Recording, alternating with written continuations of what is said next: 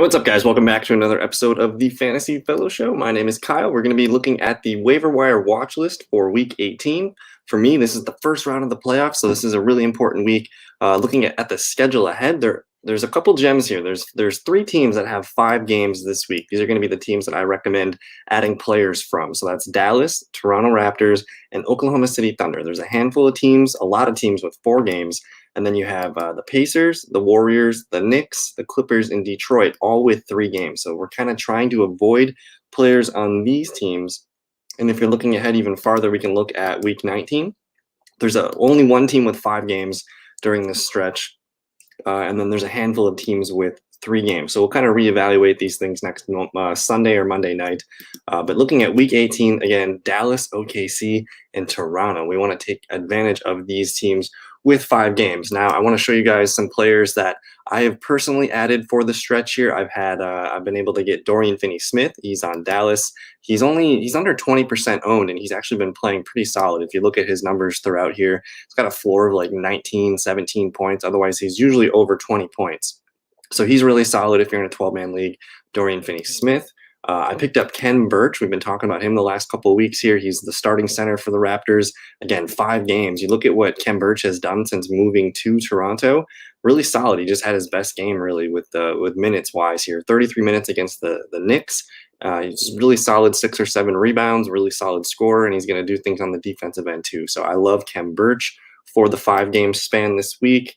Let's look and see here. OG Anunoby needs to be owned, but he's got the lovely 5 games this week.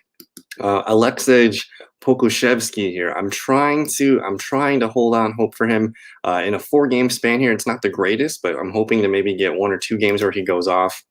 And then if we look at if I click to Monday, you'll see here I also added where is he? Isaiah Roby. Now I like Roby, only 5.5% owned, but again, he plays 5 games this week, and you look at the last 6 games he's played or so. Of course, he'll have a dud every now and then, but for the most part, it's going to be more than 20 points. So I'm hoping for these minutes to continue and good production from Roby here. So let's look at the watch list that I have prepared for you guys. And this is kind of filtered by percent rostered. I mean, Kevin Huerter at the top of the list, he's a 70%er. If he's available, I would highly recommend snagging him. Then we got a couple guys here about 63%. That's Derek White. That's Derrick Rose. One guy in the 50s here. That's Wendell Carter Jr. Looks like he's good to go. I thought I saw him on the injury report, but he's starting today, so he should be fine for the week ahead. And then let's take a look here at guys under 50% owned. That's 46.8% for Jae'Sean Tate. He's been averaging 30 points per game the last 7 days here, so really solid player here for the Houston Rockets. I don't know what happened in this minutes dip here, but he still played really well with 35 points here. Really good with the steals. If you need a category for steals, this is the guy for you. The scoring is kind of inconsistent, but he's kind of peaking out over 8 to 10 points a game at least, and then the rebounds and assists are going to come too here. So I really like Tate. He's only 47% owned. He should be owned in most leagues. You got Kendrick Nunn, who's been picking it up for the Miami Heat with all their injuries that they've had recently.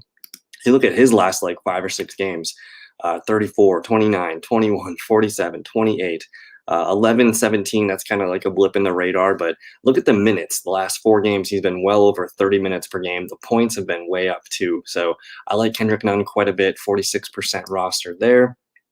Cole Anthony, another Orlando Magic guy here for us. He's been playing very well. I don't get why he's only 45% owned. He's seen a big spike lately, so I think people are coming onto it. But since his return, he's been fantastic. He needs to be owned in 12-man league. So again, 45% owned. He's averaging about 33.25 points per game over the last 7 days.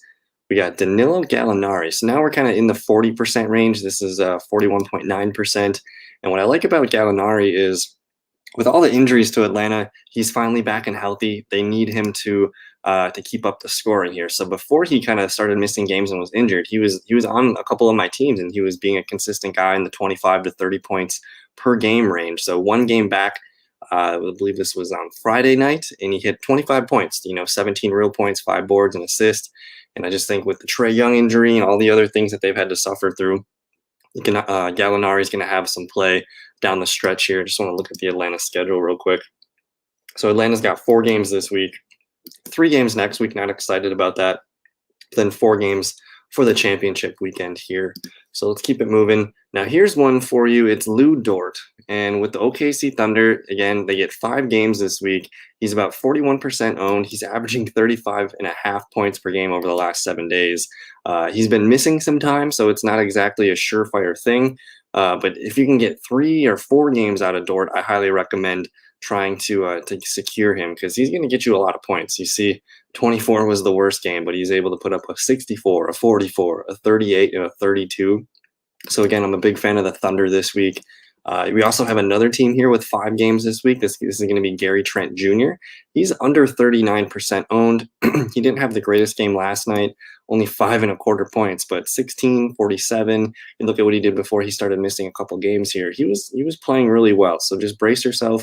If you get a 5-game stretch out of Gary Trent, you might be disappointed one night, but he might, dump in 60 or a 40 for you on the next night. So be patient with Gary Trent. I think with 5 games, you're hoping to hit maybe 120 points or so. So I like Trent quite a bit. Looking at, so we're officially under 40% owned now on this list.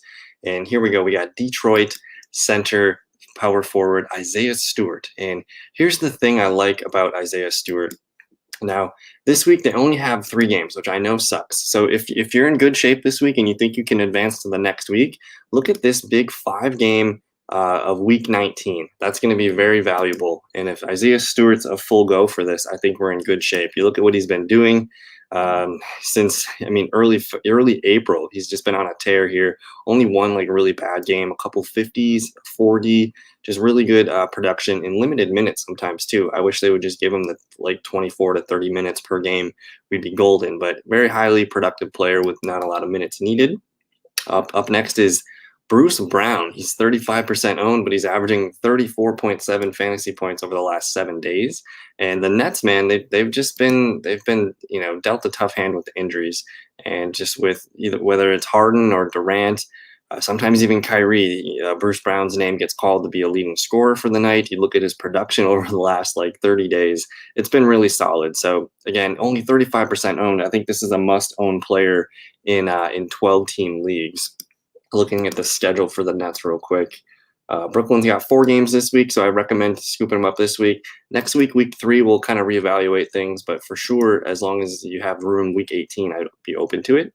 Next, we got another OKC Thunder player here in Darius Basley, averaging, the last 7 days, he's averaging 36 fantasy points per game, 25 points per game on the season. And just look at the production. The minutes are usually above 30 minutes per game. Really solid scoring production. The rebounds come in bunches. The steals, nice 5 steal a game the other night here, and a couple assists every now and then. But for 5 games, you're telling me we can pick up a guy here, 35 roughly percent owned, and you could potentially hit 150 points in those 5 games, assuming he plays all of them. So I love Basley quite a bit. Next, you got Nerlin's Noel. Now, again, the Knicks only have 3 games this week, so maybe you got to be a little strategic with it, but I'll just open up the numbers. He's been really solid, basically since early April, so I like Noel quite a bit.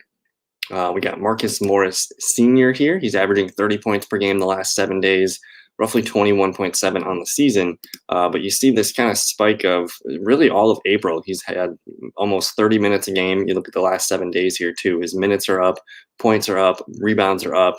Assists, steals, blocks, all kind of about the same here. But the major points and rebounds are up by a good amount of points there. So Marcus Morris, again, only 3 games for the Clippers. The Clippers are actually the team with the fewest amount of games remaining in the entire season.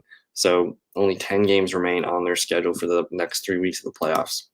So not super excited about it. If you just need a guy for a night, though, go ahead and check out Marcus Morris.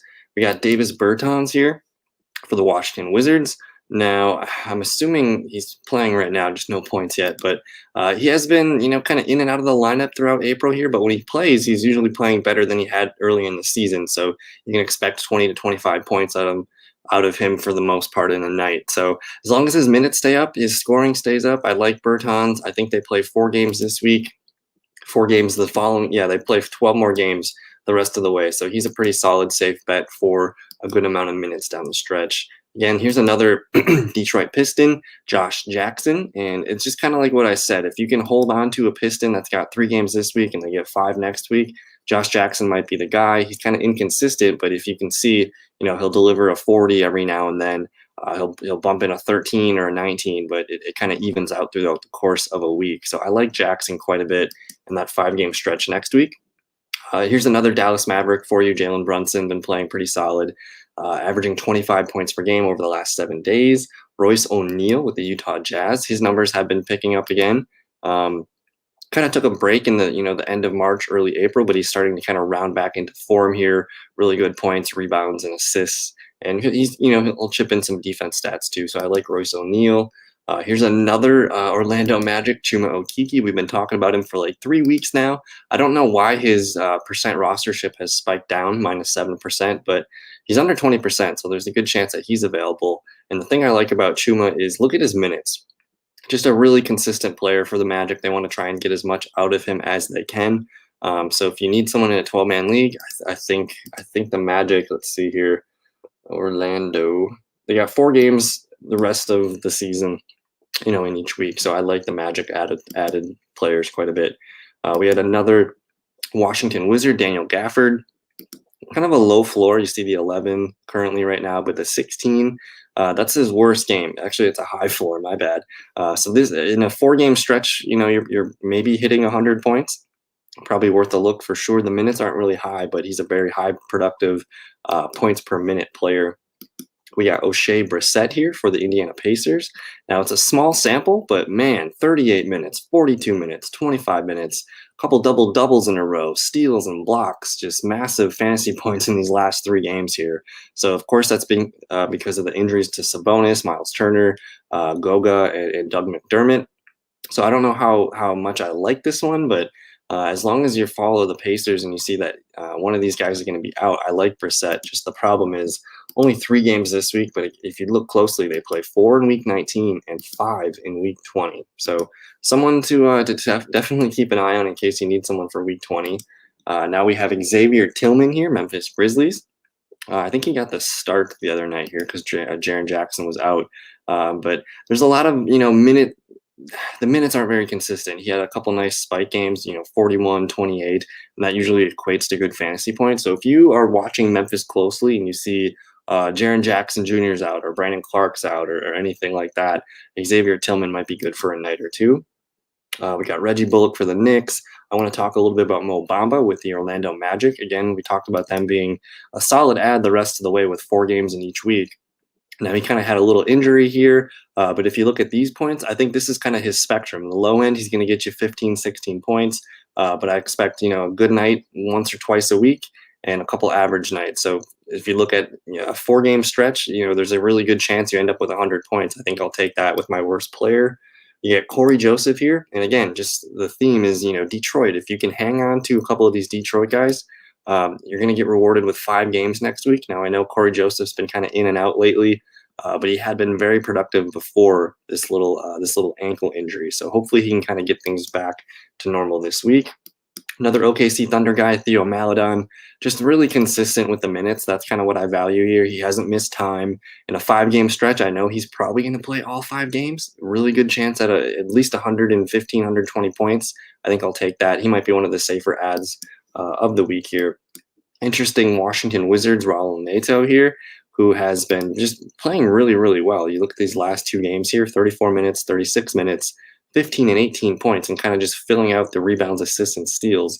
I don't know how much, these numbers are going to stick or continue, but definitely a name to file away. And then I'm just going to throw in PJ Dozier right here for the Denver Nuggets. Let's see his numbers real quick. 48 points last night. 23 real points, but 48 fantasy points is what we care about. You look at what he's done in the last 4 days, though, all over 20 points, and he's consistently kind of hung in there with the minutes and gotten better in each game. And he fills out kind of all the categories. Really good defensive numbers, not afraid to rebound, and he's a good dish assist man too. And then the last one, OKC, Kendrick Williams. Again, he doesn't miss a lot of games. As you see here, he hasn't missed one for a while. In a 5-game stretch, I know the numbers could be disappointing with a 16 or a 17, but if you get these 5 games here, that's an easy 100-plus points. So I think you got to just fall into these 5-point weeks and just roll with the punches there.